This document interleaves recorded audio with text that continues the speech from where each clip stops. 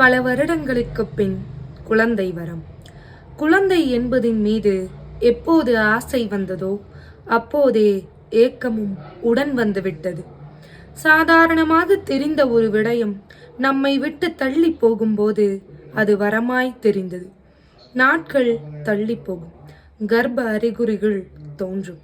கடைசியில் மாதவிடாய் என்னும் மழையா விருந்தாளி முதலாளாக வந்து நிற்கும். மாதம் அந்த மாதவிடாய் நாளை நெருங்கும் போது ஒவ்வொரு நொடியும் ஒரு யுகம் போலச் செல்லும். சாதாரண எதிர்பார்ப்புகள் அல்ல, சொல்ல முடியா எதிர்பார்ப்பில் வாழ்ந்து ஏமாற்றத்தை உண்ட மாதங்கள் கணக்கில் அடங்கா. பார்க்காத மருத்துவர்கள் இல்லை, ஏறாத மருத்துவமனை படிகள் இல்லை, உண்ட மாத்திரை மருந்துகளுக்கு அளவே இல்லை. ஒரு காலத்தில் என்னை மறந்து நானே யார் என்ன சொன்னாலும் அதை அப்படியே செய்வேன். ஏதோ ஒரு வகையில் அவ்வரம் என்னை அடைந்து விடாதா என்று. நாமே பாதி உயிரில் வாழ்ந்தால் இந்த சமூகம் அதன் பேச்சுக்களால் கழுத்தை இறுக்கி நம்மை கொல்ல பார்க்கும்.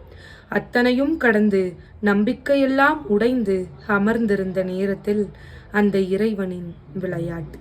நாட்கள் தள்ளியது. குமட்டல், வாந்தி, தலை சுற்றல்.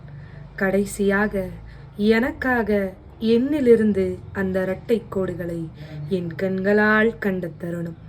வாழ வேண்டும் என ஆசை வந்த தருணம். என் கருப்பைக்கும் வேலை வந்துவிட்ட தருணம்.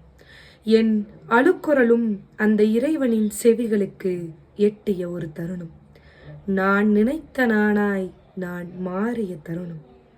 நானும் தாய்மையை உணர்ந்த தருணம்.